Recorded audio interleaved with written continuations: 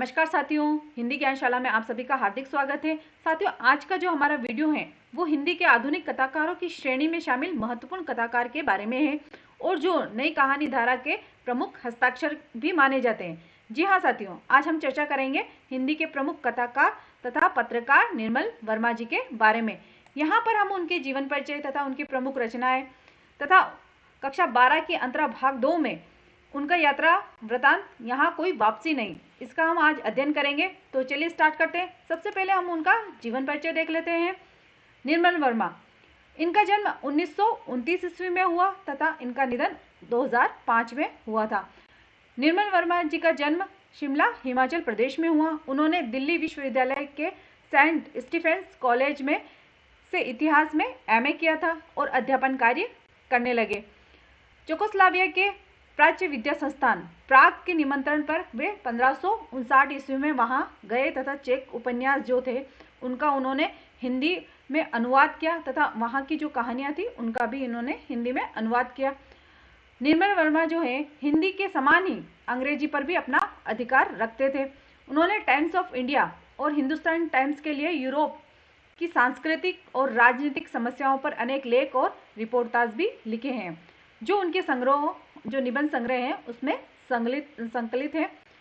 1970 में वे वापस भारत लौट आए और स्वतंत्र लेखन का कार्य करने लगे। निर्मल वर्मा का जो मुख्य योगदान है वह हिंदी साहित्य के जो कथा साहित्य जो क्षेत्र आता है उसमें अधिक माना जाता है। वे हिंदी के नई कहानी आंदोलन के प्रमुख हस्ताक्षर भी माने जाते हैं। अब उनकी हम कुछ रचनाएं देख लेते हैं, जिसमें है परिंदे, जलती जाड़ी, 3 एकांत, पिछली गर्मियों में, कौवे और काला पानी, बीच बहस में, सुख और अन्य कहानियां आदि इनके कहानी संग्रह हैं। तो इनके कहानी संग्रह फिर एक बार फिर हम देख लेते हैं। परिंदे, जलती जाड़ी, 3 एकांत, पिछली गर्मियों में, कौवे और काला पानी, बीच बहस में, सूखा और अन्य कहानियां, ये इनके क्या है, कहानी संग्रह हैं। अब उनके उपन्यासों में वे दिन, लाल टीन की छत, एक चितड़ा, सुख, अंतिम अरण्य, ये इनके उपन्यास प्रमुख उपन्यासों की श्रेणी में आते हैं। जो इनका उपन्यास है रात का रिपोर्टर, उस पर एक सीरियल भी तैयार किया गया है। और इसके अलावा इनके जो यात्रा वृतांत है उसमें हर बारिश में, चिड़ों पर चांदनी, धुंध से उठती धून, इनकी यात्रा वृतांत प्रमुख है। शब्द और स्मृति कला का जोखिम और ढलान से उतरते हुए इनके निबंध संग्रह माने जाते हैं, जिनमें विविध विषयों का विवेचन हमें देखने को मिलता है। सन 1985 में कौवे और काला पानी पर उनको साहित्य अकादमी पुरस्कार भी मिला है तथा 1999 ईस्वी में भारत का शीर्ष साहित्य पुरस्कार ज्ञानपीठ पुरस्कार इन्हें 1999 ईस्वी में भी मिला है। निर्मल वर्मा की भाषा शैली में एक ऐसी अनोखी कसावट है जो विचार सूत्र की गहनता को विविध उद्धरणों से रोचक बनाती हुई विषय का विस्तार करती है। शब्द चयन में जटिलता न होते हुए भी उनकी वाक्य रचना में मिश्र और संयुक्त वाक्यों की प्रधानता अधिक देखी जाती है। स्थान स्तर पर उन्होंने उर्दू और अंग्रेजी के शब्दों का भी स्वाभाविक प्रयोग किया है, जिससे उनकी भाषा शैली में अनेक नवीन प्रयोगों की हमें झलक देखने को मिलती है। अब जो हमारा यात्रा वृतांत है, यहाँ कोई वापसी नहीं, वह धुंध से उठती धून संग्रह से लिया गया है। ये जो लाइन है ये एग्जाम की दृष्टि से महत्वपूर्ण है कि जो यात्रा वृतांत दिया गया है, यहाँ कोई वापसी नहीं निर्मल वर्मा का, ये किस काव्य संग्रह से या किस निबंध संग्रह से लिया गया है, तो धुंध से उठती हुई धून से। उसमें लेखक ने पर्यावरण संबंधी सरोकार को ही नहीं, विकास के नाम पर पर्यावरण विनाश की से उपजी विस्थापन संबंधी मनुष्य की यातना को भी रेखांकित किया है। लेखक का यह मानना है कि अंधाधुंध विकास और पर्यावरण संबंधी सुरक्षा के बीच संतुलन तो अवश्य ही होना चाहिए, नहीं तो विकास हमेशा विस्थापन और पर्यावरण संबंधी समस्याओं को जन्म देता ही रहेगा और मनुष्य अपने समाज, संस्कृति, परिवेश से विस्थापित होकर जीवन जीने के लिए विवश होता ही रहेगा। औद्योगिक विकास के दौर में आज प्राकृतिक सौंदर्य किस तरह नष्ट होता जा रहा है, इसका मार्मिक चित्रण इस पाठ में हमें देखने को मिलेगा। यह पाठ विस्थापितों की अनेक समस्याओं का हृदयस्पर्शी चित्र प्रस्तुत करता है। इस सत्य को भी उद्घाटित करता है कि आधुनिक औद्योगिकरण की आंधी में सिर्फ मनुष्य ही नहीं उजड़ता, बल्कि उसका परिवेश, संस्कृति, आवास स्थल भी हमेशा के लिए नष्ट हो जाते हैं। अब जो हमारी यात्रा वृतांत है, यहाँ कोई वापसी नहीं। यह जो यात्रा वृतांत है सिंगरौली नामक स्थान से की जो यात्रा है वहाँ का दिया गया है तथा ये 1983 ईस्वी के समय का है। वह धान रोपाई का महीना था, जुलाई का अंत, यानी कि जुलाई का जो अंत आता है उस समय धान रोपाई वहाँ होती है। जब बारिश के बाद खेतों में पानी जमा हो जाता है, हम उस दोपहर सिंगरौली के एक क्षेत्र नवागांव गए थे। इस क्षेत्र की आबादी 50,000 के ऊपर थी। यहाँ कितनी आबादी थी? लगभग 50,000 के। यहाँ लगभग 18 छोटे बड़े जो छोटे छोटे जो गांव थे वे बसे हुए थे। इन्हीं गांव में से एक का नाम था अमजर, यानी कि आम के पेड़ों से घिरा हुआ गांव। यहाँ आम जड़ते हैं, किंतु पिछले 2-3 वर्षों में पेड़ों पर सूनापन है, न कोई फल पकता है, न कोई नीचे जड़ता है। कारण पूछने पे पता चला है कि जब से सरकारी घोषणा हुई है कि इस अमरोली प्रोजेक्ट के अंतर्गत नवागांव के अनेक गांव उजाड़ दिए जाएंगे, तब से न जाने कैसे आम के पेड़ सूखने लगे। आदमी उजड़ेगा तो पेड़ जीवित रहकर क्या करेंगे?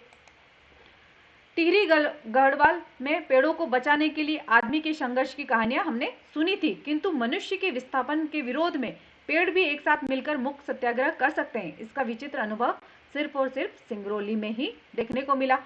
जैसे कहा जाता है ना कि हमारे राजस्थान में है या कहीं पर भी अन्य देशों में, अन्य जगहों पर पेड़ों को बचाने के लिए आदमी उनसे लिपटकर उनकी रक्षा के लिए अपने प्राणों की बलि जगह जगह पे दी है। जहाँ पर एक टिहरी गढ़वाल का नाम आया है, तो उसका विरोध जब पेड़ों को बचाने के लिए मनुष्य विरोध करते हैं, तो उसी तरह ये पेड़ भी मनुष्यों को बचाने के लिए ऐसा मुक्त सत्याग्रह करेंगे। यह जो अनुभव सिर्फ मुझे सिंगरौली में ही हुआ है।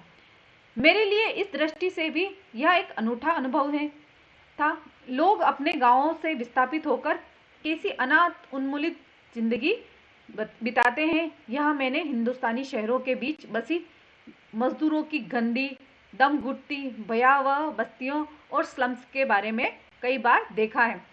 किंतु विस्थापन से पूर्व वे कैसे परिवेश में रहते होंगे, किस तरह की जिंदगी बिताते होंगे, इसका दृश्य अपने स्वच्छ पवित्र खुलेपन में पहली बार अमजर गांव में देखने को ही मिला। पेड़ के घने झुरमुट, साफ सुथरे खप्पर लगे मिट्टी के झोंपड़े और पानी, चारों तरफ पानी।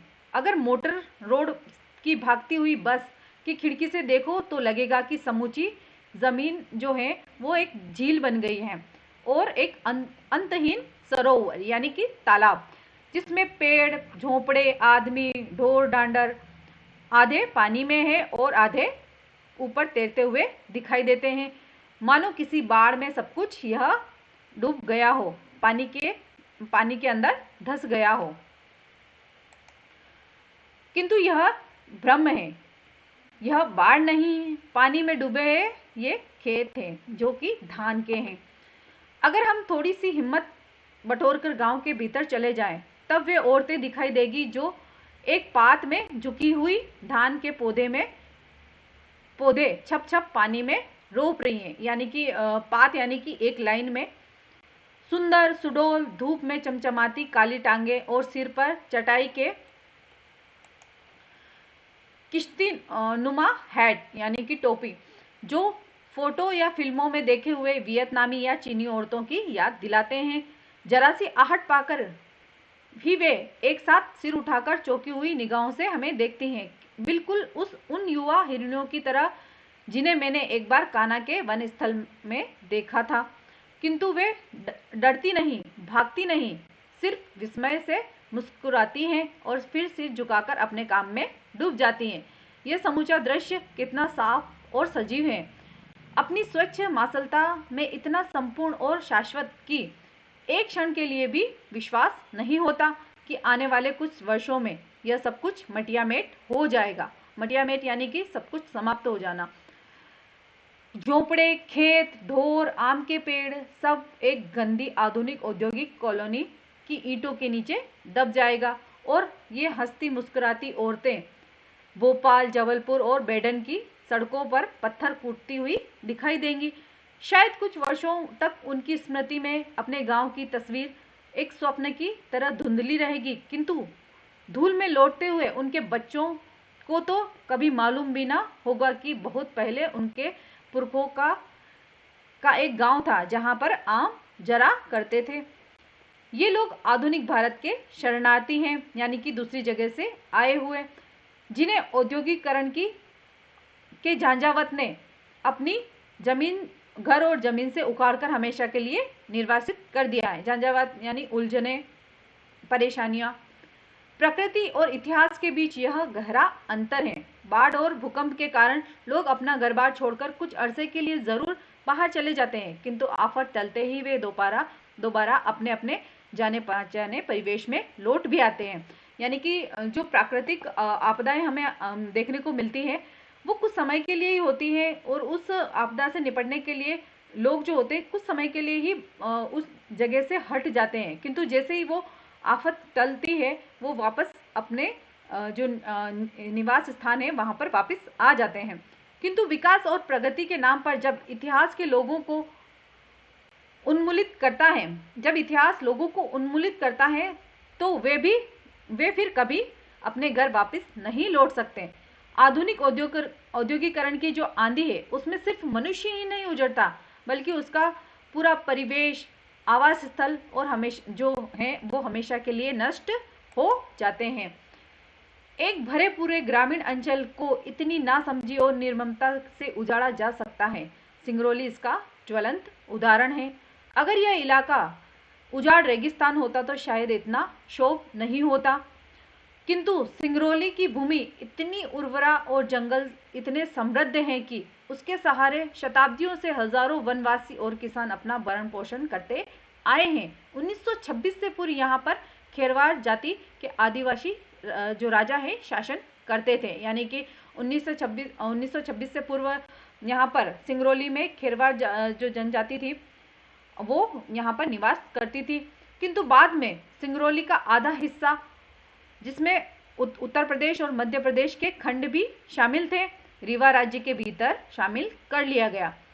20 वर्ष पूर्व तक समूचा क्षेत्र विंध्याचल और कैमूर की पहाड़ियों और जंगलों से घिरा हुआ था। यहाँ अधिकांशतः कत्था, महुआ, बांस, शीशम आदि के पेड़ उगते थे। एक पुरानी दंत कथा यानी कि लोगों द्वारा प्रचलित कहानी, उसके अनुसार सिंगरौली का नाम श्रृंगावली पर्वतमाला से निकला है, जो कि पूर्व से पश्चिम में फैली है। चारों ओर घने जंगलों के कारण यातायात के जो साधन है वो इतने सीमित थे कि एक जमाने में सिंगरौली अपने अतुल प्राकृतिक सौंदर्य के बावजूद काला पानी माना जाता था। अतुल यानी कि भरपूर प्राकृतिक सौंदर्य के बावजूद भी यह क्या माना जाता था? काला पानी। यहाँ न लोग भीतर आते थे न बाहर जाने का जोखिम उठाते थे। किंतु कोई भी प्रदेश आज के लोलुप यानी कि लालची युग में अपने अलगाव यानी कि अपने जो मुख्य धारा है उससे अलग रहने में सुरक्षित नहीं रह सकता।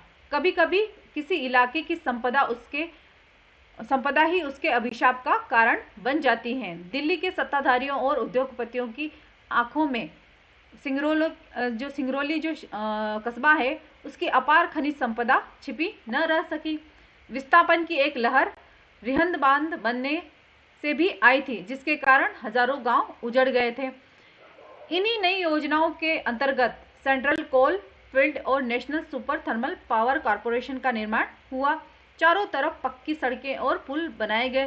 सिंगरौली जो अब तक अपने सौंदर्य के कारण बेखुंड और अपने अकेलेपन के कारण काला पानी माना जाता था, अब प्रगति के मानचित्र पर राष्ट्रीय गौरव के साथ प्रतिष्ठित हुआ। कोयले की खदानें और उन पर आधारित ताप विद्युत ग्रहों की एक पूरी श्रृंखला ने पूरे प्रदेश को अपने में घेर लिया। जहां बाहर का आदमी भटकता न था, वहां केंद्रीय और राज्य सरकारों के अफसरों, इंजीनियरों और विशेषज्ञों की कतारें लग गई। जिस तरह जमीन पर पड़े शिकार को देखकर आकाश में गिद्धों और चीलों का झुंड मंडराने लगता है, वैसे ही सिंगरौली की घाटी और जंगलों पर ठेकेदार, वन अधिकारियों तथा सरकारी कारिंदों का आक्रमण शुरू हो गया।